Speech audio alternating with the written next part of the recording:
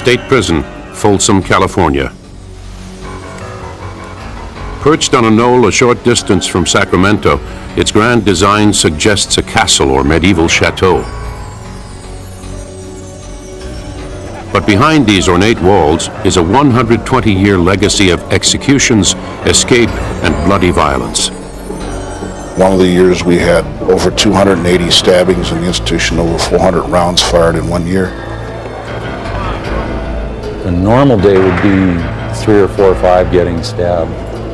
A bloody day is when you can look from the armory out to Larkin Hall here and see ambulances lined up all the way from the east gate through the entrance gate to Larkin Hall. That's a bloody day. Over time, Folsom has housed hundreds of grim characters like Jake the Human Tiger Oppenheimer, who murdered his way through the cell blocks. But Folsom's most notorious inmate was mass murderer Charles Manson. I saw it through Charlie's game, so I suggested to Charlie that he never come within my arm's reach of the bars. I said, because Charlie, if I ever catch you, I'll pull you through. Prisoners once called Folsom the end of the world. Its punishments and living conditions were as hard as its gray granite walls. For many inmates, the last sound they ever heard of freedom was the wrought iron gate slamming shut behind them.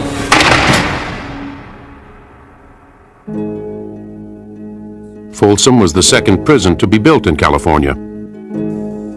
It was conceived in 1858 as the answer to the problems occurring at the state's first prison, San Quentin. After only 6 years in operation, that institution had become overcrowded and corrupt. The site chosen for the new prison offered a vast deposit of granite which could be quarried to construct solid, escape-proof cell blocks. The plans came from prominent Sacramento architect A.A. Bennett, who later designed the California State Capitol building. From the beginning, Folsom was envisioned as a place where prisoners would work for the benefit of the state. Hard physical labor was a part of the concept of punishment in vogue in 19th century America. It was believed that such work would both punish and regenerate criminals serving time. And so, in 1873, prisoners from San Quentin were brought to Folsom under guard and made to cut and quarry the rock to build the new prison.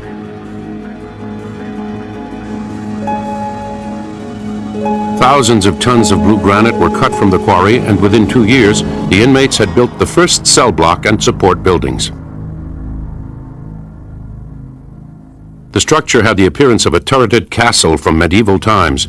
This was intended to encourage a spiritually uplifting and transcendent religious transformation for those sentenced to do their time here. On July 26, 1880, Folsom recorded its first prisoners. Inmate number 1 was a Chinese immigrant convicted of assault with a deadly weapon. He came to Folsom along with 44 other Chinese prisoners. Most were soldiers in the Tong Wars, an ongoing conflict between Chinese organized crime rings that centered in nearby San Francisco. The population at Folsom eventually grew to include Caucasian and African American inmates. There were even a small number of women convicts who were housed separately in the warden's quarters. But the treatment of Chinese inmates at Folsom was typically the worst. Our first record showing Chinese inmates having a cell inside the institution would be 1913. Prior to that, they were in an unheated wooden building next to the mortuary. The general population at Folsom did not fare much better. Their stone cells had no toilets or running water. Now, in the old cell block, there was no ventilation in those old cells. There was buckets in there where you had to go in and a bucket to drink out of, and it was a stinkingest damned old place in the world to work, worse than a stable.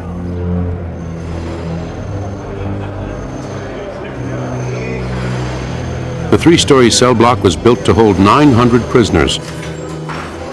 The walls were built of granite blocks, each at least 18 inches thick. At the time, it was said that if a man was locked in one of these cells with all the tools, drills, and levers of a stone quarry, he would not be able to break out in 24 hours of uninterrupted labor.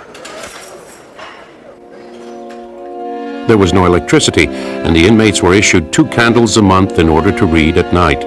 The metal doors, cut from boilerplate steel, were locked each night by men called turnkeys.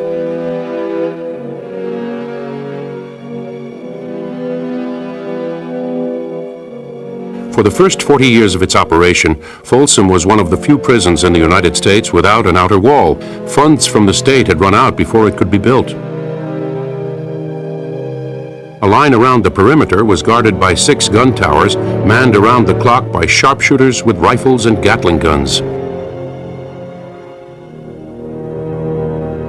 Prior to the walls, they had a deadline, and if a convict went over that line, he was shot, and they knew that. And they had visual deadlines everywhere. That's what kept them in prior to the walls. Prison uniforms were striped so that inmates could be easily spotted from the gun towers. The uniform also signified an inmate's status as a prisoner. If a convict had all horizontal stripes, he was a bottom of the ladder inmate. He had no rights or no privileges other than to get up and work 12 hours every day in the quarries or in the fields. If the inmate had vertical stripes on his pants and horizontal stripes on his shirt, he was a convict boss. He would supervise small groups of 25 to 50 inmates at their tasks, and he had rights and he had privileges. At the top of the pecking order, honor prisoners wore striped pants with dress shirts, black vests, and black hats. At mealtime, these inmates ate the same food as the staff, including beef, chicken, and lamb. But the lowest prisoners sat at the bean table. They got their choice of beans from the top of the bucket or from the bottom. They ate from plates that were permanently nailed to the table. When they were done eating, the plates were cleaned on top of the tables. They'd throw large buckets of water on them, scrub them with the street broom, and throw another bucket of water on it, and that was the sanitation for the day. By 1895, there were 900 inmates inside Folsom Prison, and more were on the way.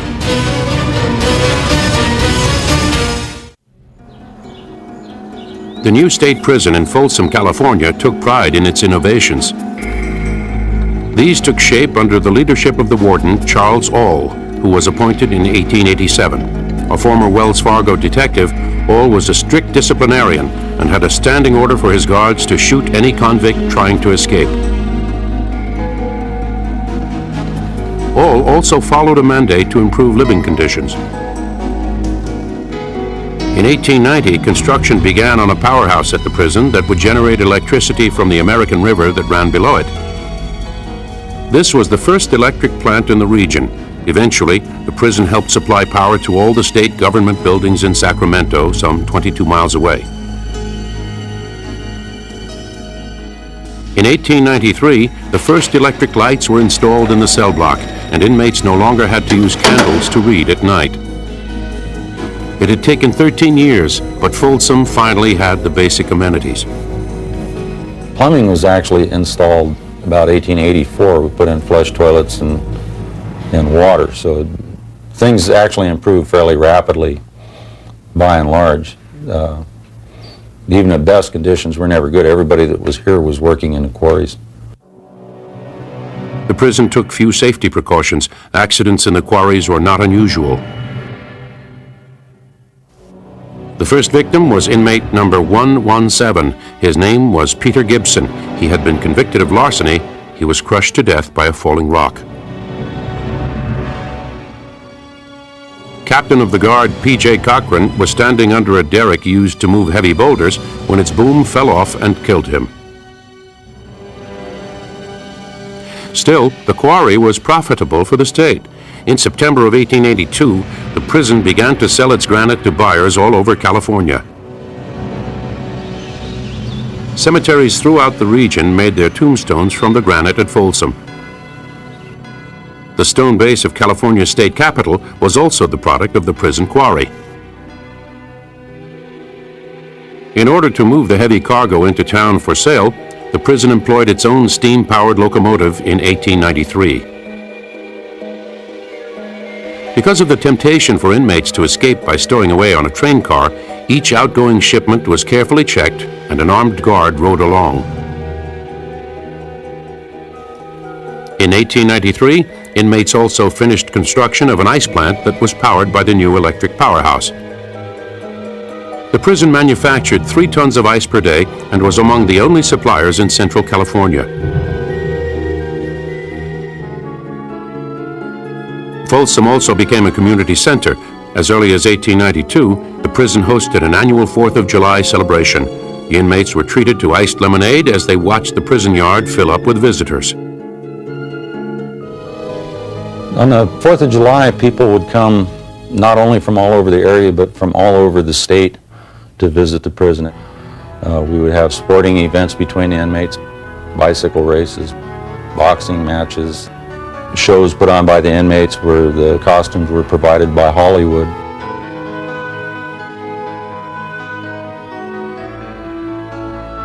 The convicts used to put on some of the doggone shows.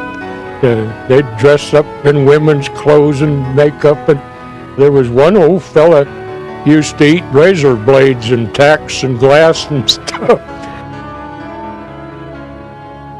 The tradition of entertainment continued into the 20th century. In 1939, convicts and spectators in the main yard cheered as tennis champion Bobby Riggs played an exhibition match hosted by the prison. 34 years before he lost to Billie Jean King, Riggs won against the challenger Eddie Alou.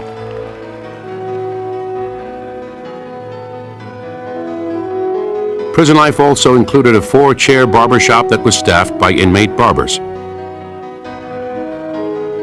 Haircuts were standardized and convicts were expected to maintain a tidy appearance when they were seen by the public. But the complete view of life for inmates here was rarely witnessed by the outside world.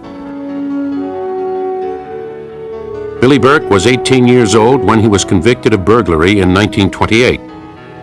I would steal rob milk bottles. It started off that way, and rob buses when the bus driver would get out to get something to eat. Well, I'd jump in and get his cash box, and any way that I could get some money. Burke spent 20 years inside Folsom's stone cell block. There was 6 of us in there at one time. And you'd be locked up at 2 in the afternoon. And I mean, you just lay there and sweat, and the bed bugs would jump off the ceiling to get at you. It was pretty hot and pretty miserable. The ventilation wasn't what they have today.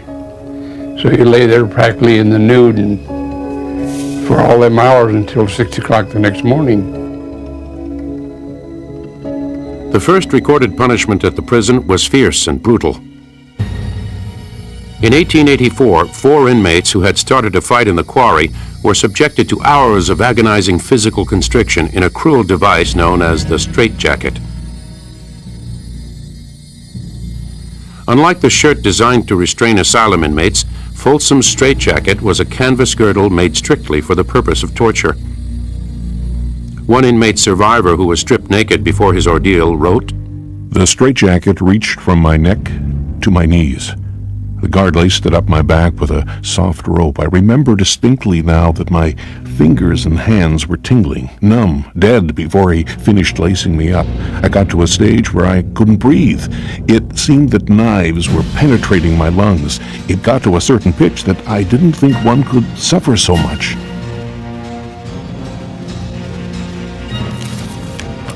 Some inmates were killed or deformed by the use of this and other grim punishments. For severe offenders, there was the torturous practice called tricing.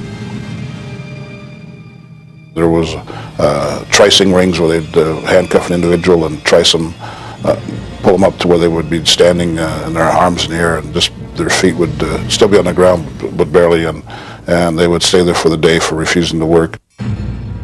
Use of these disciplines continued until 1913, when California's legislature labeled them cruel and unusual and abolished them.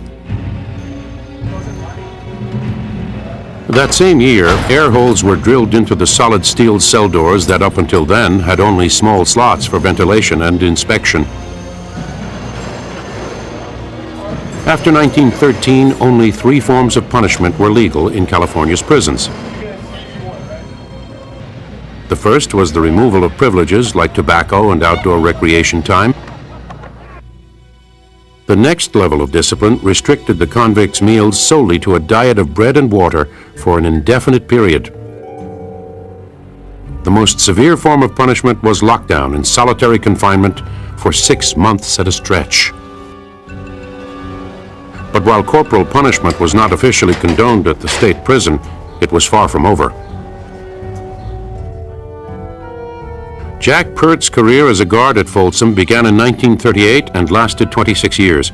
He recalls his duties supervising a work gang. Once in a while, when I had a guy on my gang give me a little trouble, maybe he couldn't hoe very good, you know. Oh, mister, I don't know how to hoe. Well, I'd have an old con boss that was the toughest guy on my gang. I'd say, this fella don't know how to hoe, you know. And he'd say, hey, boss, look over there. Pow, I'd hit that guy on the eye. And I'd say, do you know how to hoe, son? He said, I'm a hoeing son of a bitch, sir. Violence and even murder were a fact of life at Folsom from its earliest days. To deal with the worst offenders, the prison stood ready to impose the ultimate punishment, the death penalty.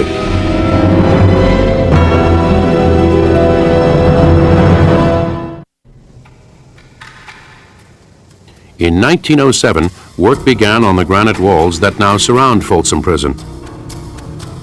For 16 years, prisoners hand-cut and built the daunting 20-foot-high stone barrier that would enclose them. The true dimension of the wall is hidden from view.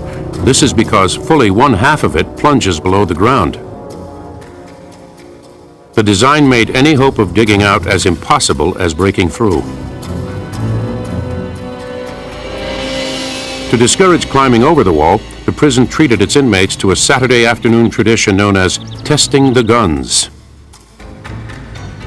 We had water-cooled 30 caliber machine guns, and we would put a short belt in them with 10 rounds, and we would start off with tower number 1, the armory, and we would shoot 10 shots into the hill.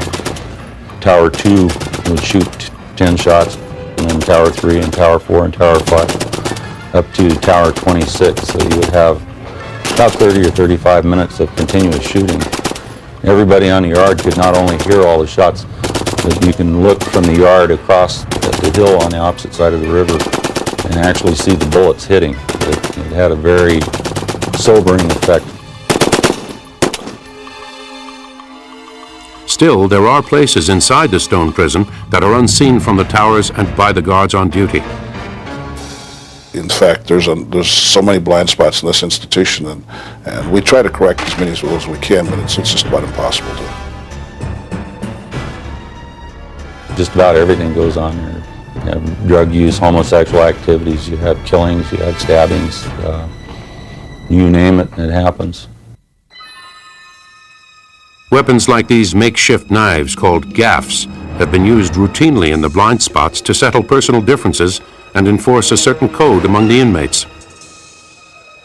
Anybody that informed a rapo or arsonist or baby molester, it wouldn't take them long to get them. They'd wait in their time and catch them and kill them.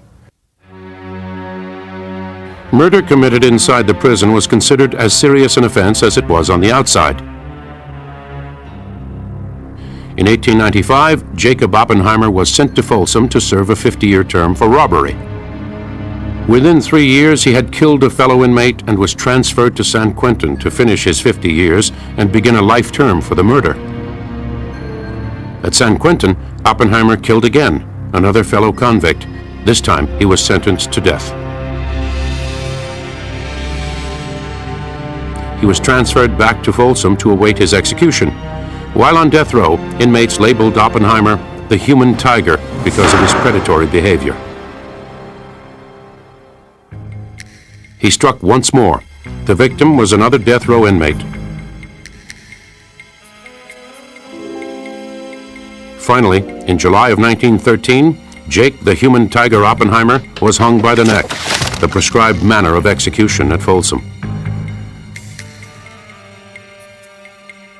From the beginning, Folsom stood ready to carry out the state's mandated executions at the end of the hangman's rope. In December of 1895, Folsom executed its first prisoner. He was Chin Howe, convicted of first-degree murder. In all, there were 93 hangings at Folsom Prison from 1895 until 1937. Death row was a group of stone dungeons isolated from the main facility.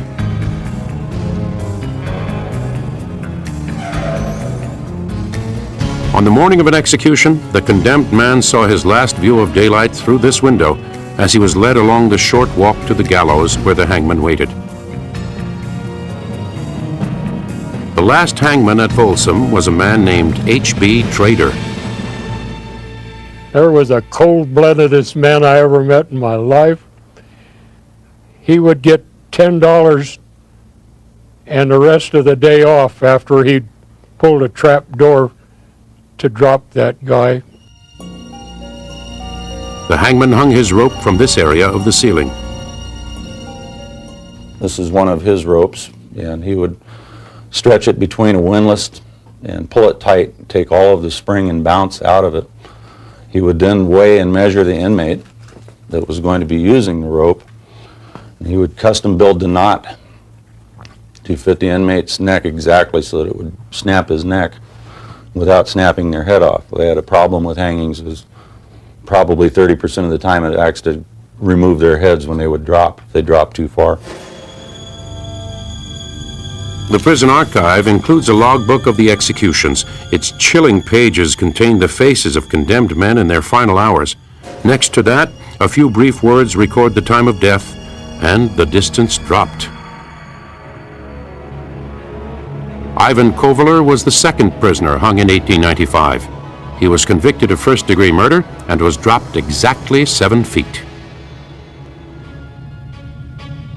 Edward Montijo was 19 years old when he was condemned for murder in 1925. He hung for 12 minutes before he was pronounced dead.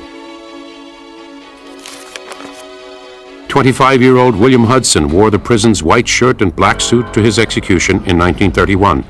He was buried in a sheet so that the suit could be used again. In 1937, California installed the gas chamber at its prison in San Quentin. Thought to be a more modern and humane form of capital punishment, this step relieved Folsom of its execution duties. On December 12th of that year, convicted first-degree murderer Charles McGuire was dropped 6 feet and 1 inch to his death. He was the last prisoner executed at Folsom.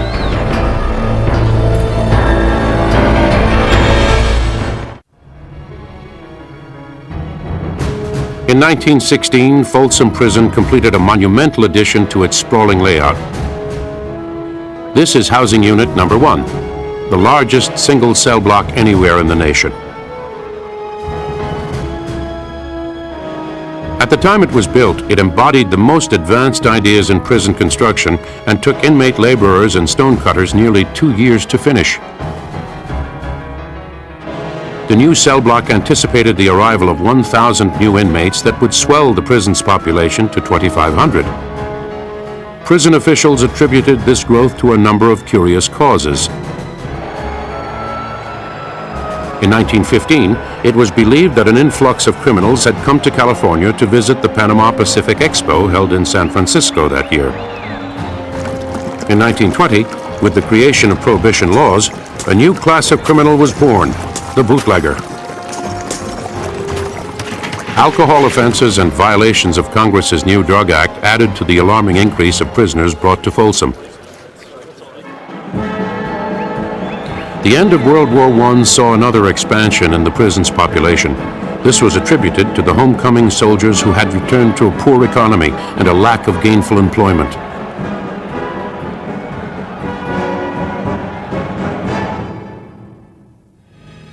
By 1930, the prison population was 2,097. more than half were locked up in the mammoth cell block known as Unit 1. Inside, 640 cells are stacked 5 stories high. The cell block is so large that its furthest reaches nearly disappear into a steel horizon. You have gunmen patrolling around the inside of the wall all of the time, watching the inmates in the cells and the movement within the building. But the cell block itself doesn't touch any outside portion of the building. It's bigger than most prisons in the United States. This is just in one housing unit, which is run by a lieutenant, 2 sergeants, and about 8 officers. Because of its immensity and small guard staff, the dangers in Unit 1 are very real. Its blind spots allow for stabbings and assaults. But it is the open walkway or tier more than 5 stories high that inspired a macabre nickname, the Superman Training Ground. Occasionally we get an individual that wants to play Superman or Batman, whatever they want to call themselves, and jump off the tiers. Unfortunately, it's a long way down. We've had 2 inmates drop from the 5th tier. In each case, they hung over the rail like a kid at the playground by their knees and then just let go. And they scream all the way to the floor, and that's generally the end of them. While suicide provided an escape for some, it is the history of breakouts that have earned Folsom Prison its bloody legacy. The earliest attempt occurred in 1893 at the Granite Quarry. 5 convicts, led by train robber George Sontag, were armed with smuggled firearms that had been hidden among the rocks. Sontag and his accomplices opened fire on the guards posted above and tried to run. What followed was the murderous fire of Folsom's Gatling guns. When the smoke cleared, the entire group lay dead or wounded. The escape ended exactly where it had begun. September 19, 1937 marked another violent breakout attempt. Prison records call this day Bloody Sunday. It began as inmates lined up outside the officers' building, waiting to see Guard Captain William Ryan and the warden, Clarence Larkin. Armed with knives, 10 convicts rushed into the inner office. They took Warden Larkin hostage, Captain Ryan hostage, and they then took them out in front of the captain's office. And the inmates ordered Warden Larkin to order the guards to throw down the guns and the keys to the gate. Instead, the warden instructed his staff to stop the escape even at the cost of the hostages. And when Larkin gave the order, the guard stepped out in front with 30-06 and just started shooting inmates. Inmate Billy Burke was on the yard that Sunday morning. The first shot, if I remember right, come from a fellow down by the commissary gate. And he got one of the guys, killed him right. And then the cons started running their knives in the warden and Bill Ryan. So all of us guys on the line just turned around and vamoosed back to the yard. And then the towers all began shooting, and these cons are just running around chasing anybody. The guards rushed in. It was a regular slaughterhouse there. 2 inmates were instantly killed. 5 dropped wounded. The rest were severely beaten with clubs. Warden Larkin died from a combination of knife wounds and strangulation. Captain Ryan was near death for a week, but lived. The 5 surviving inmates responsible for the warden's death were found guilty of murder. They became the first to be executed in the new gas chamber at San Quentin. The only successful breakouts involved cunning rather than violence.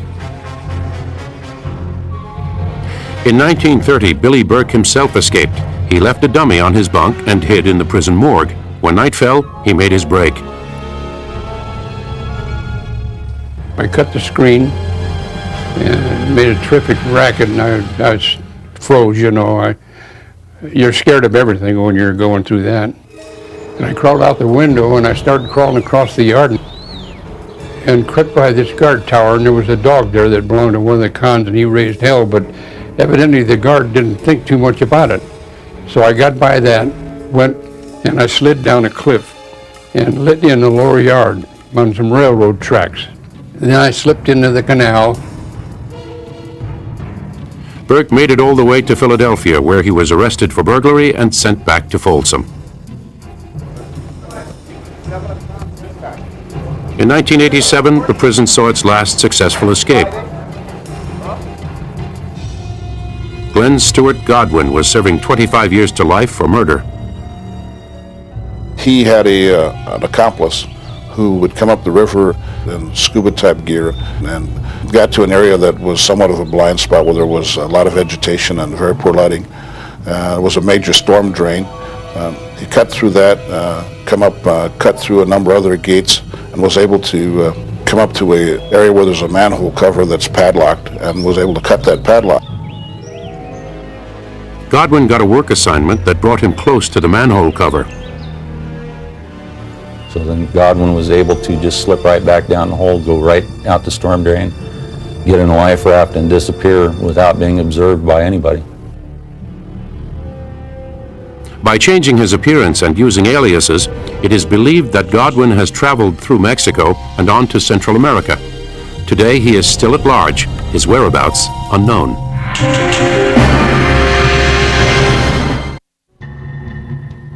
In 1971, one of the most chilling mass murderers of the century was delivered to Folsom Prison. This was Charles Manson. Manson was the scraggly, wild-eyed leader of a band of young followers he called the Family. In 1969, Manson's incoherent preaching about race wars and Armageddon culminated in a savage murder spree in the hills above Los Angeles. Publicity in the Manson case was rampant, and his 2-year trial ranked among the most expensive in California history. When Manson arrived at Folsom to begin a life sentence, prisoners and staff alike took notice. Father Dennis Keeney was the new prison chaplain. I remember meeting Charlie shortly after he came here, and I just said hello to him, and he came to the front of the cell, and he wanted to know if I knew who he was, and I knew who Charlie was, but I didn't want to give Charlie the satisfaction of being notorious in my mind, so I said, well, I really don't know who you are. Do you want to tell me who you are? I think he was trying to impress me or perhaps scare me. And he told me that he was so bad that if he could get out of the cell where he was housed, that he probably would kill me with his bare hands. Prison staff are instructed never to show fear in the face of an inmate's threat. I saw through Charlie's game, so I suggested to Charlie that he never come within my arm's reach of the bars. I said, because Charlie, if I ever catch you, I'll pull you through. And then I won't even tell you what I'm going to do with you when I get you outside here. Frail and weak at 37 years of age, Manson was held in Unit 4, the newest and most secure building at Folsom. Prison guard Tom Hickey was assigned here during Manson's stay. My first dealings with him, he tried to spit on me like they would do at San Quentin. He didn't realize that at Folsom I had the keys to his door. I just opened his door, hit him in the head, and told him don't ever do that again.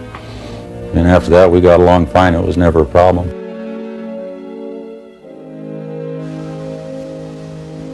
In 1993, Folsom Prison was changed from maximum to medium security. Manson was transferred to Corcoran State Penitentiary to serve out the rest of his life sentence.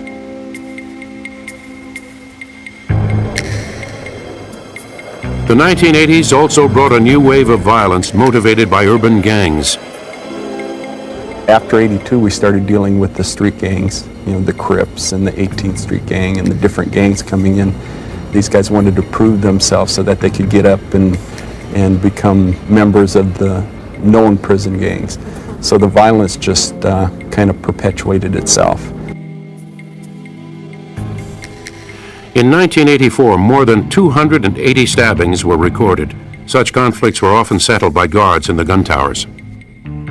If there were lethal weapons involved, if the inmate had a knife or a weight or was applying the boots to the other one's head, then you're justified then in using lethal force. So I would pick up Mini 14 and try to shoot him in an arm or a leg. All the ones I shot lived. I was lucky. I was able to maim them all instead of killing them. A lot of other people haven't been that lucky. The bloodiest race riot occurred on Father's Day, 1982, when a group called the Mexican Mafia confronted a rival gang, the Black Guerrilla Family. Everybody pulled his knife. And for probably a matter of maybe 2 minutes, which sounded like an eternity, there was a real war there. And I think they fired 22 shots that morning into that general area. And I was standing in the chapel door, and I just saw this Mexican inmate sitting on a rail, and then I just saw him just tumble off. He got shot right through the heart, and he just hit the grass and he quivered and he was dead. Like many other prisons, Folsom continues to struggle to find ways to rehabilitate inmates. Well, there's no such a thing. The convicts will tell you that. They used to always tell me, Jack, when I'm tired of making you a job, I'll just quit stealing or I'll just quit messing up. That's definition of rehabilitation. No such a thing. Still, there has been much change at the prison. The mess hall, once an unsavory place where inmates were forced to eat a diet of beans from dirty plates, is now a modern cafeteria. Inmates are served meals planned by a dietitian and sit 4 to a table to minimize the potential for hostility. Still, most of the cell blocks are at least 100 years old, and prisoners are expected to live as part of an ongoing process of retrofitting. Many await the chance to work in prison factories. The pay rates run up to as high as 55 to even some cases with bonus 80 cents an hour. We have a manufacturing plant up here where we manufacture all the license plates for the state of California, and I believe since 1942, every license plate that's been made for any vehicle, car, truck, motorcycle, or whatever the case might be, has been made right here at Folsom Prison. But not all the changes have been for the better. When the prison opened in 1880, each inmate cost the state $150 per year. By 1997, that cost was $30,000. When I came to work here, this was a self-sufficient prison. We spent less than $200 a year on things other than staff wages. We provided all of our own meat, poultry, vegetables, pork, lambs. We had canneries, we had an orchard, we had a dairy. We not only provided it for our prison, but we also sent it to the other prisons in the state. We've gone from being totally self-sufficient to totally taxpayer dependent.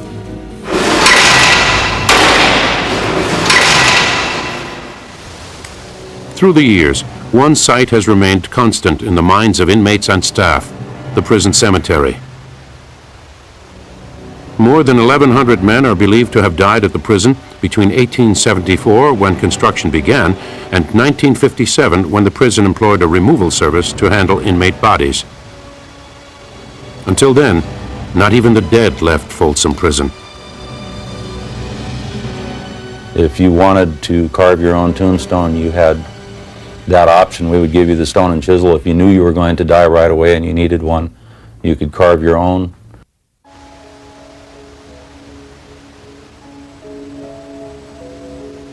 Most of the men who were hanged at Folsom are buried here. So are those who died in the quarry or in riots. Inmates who suffocated in the jailer's straitjacket or who killed themselves are also here. In many instances, friends, if you died suddenly or by accident or during an escape, a friend would carve you a stone. If you had no friends at all, you received just a wooden board with a number on it. And the majority of the graves at the cemetery are wooden boards with numbers on them. Today, 120 years after it opened, Folsom Prison remains alive and well. By and large, its medium security inmates are cooperative, and many await an early parole in exchange for good behavior. Despite Folsom's reputation for violence, the staff believes that most of the 2,500 inmates here want to do their time in peace. Troublemakers, they say, get a ticket to someplace worse.